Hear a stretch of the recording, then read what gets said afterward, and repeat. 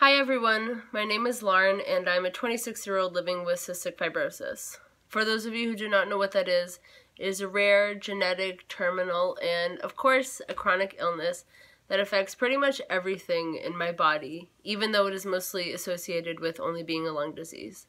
And because it affects almost everything, it was difficult for me to choose what to talk about. But me being me, I like to talk about the uncomfortable topics because I believe that those are the ones that start conversations and raise awareness in a more impactful way. It's so hard to talk about fears today, especially as someone that fights a chronic illness.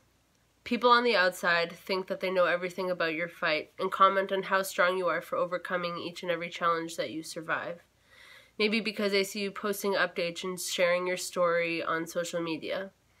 But they don't see you the moment the challenge is presented. And to me, that's the most critical time. That's the time when I break down and need encouragement from my friends and family because I'm tired of putting my life on hold with my disease.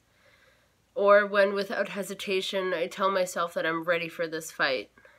It's uplifting and reassuring to hear someone say how strong you are. But then you think to yourself that you're human too.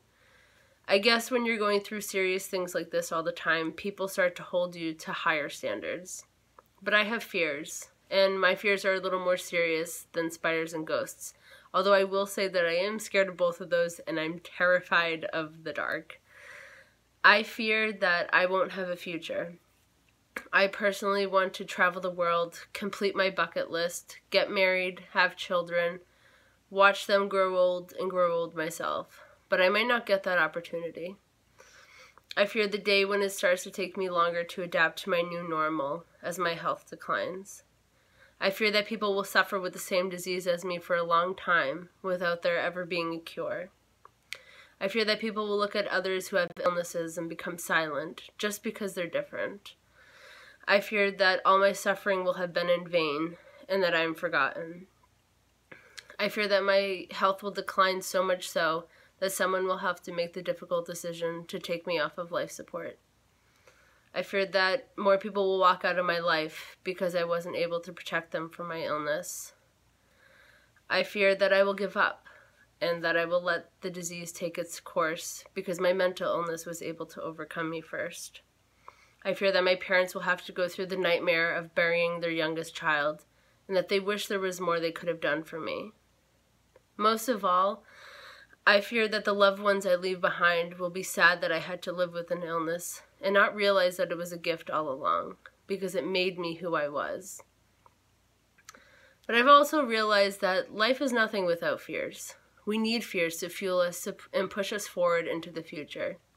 So while I may fear the future itself, I know that the only thing getting me there is the thought of losing to my disease. And even if I don't have the time to do everything I wanted to while I was alive, I would not have gone down without a fight. It may win that last battle, but it would not have won the war. I win the war every day by waking up and continuing to fight. Even after 26 years, my health is still continuously only declining. To leave this on a positive note, I thought of a saying of what fear could stand for instead of what Merriam-Webster defines it as. Forget everything and rise. Rise to the occasion, rise to the challenge. Even if you're scared of failing, just rise. All my love to my fellow warriors. Keep fighting.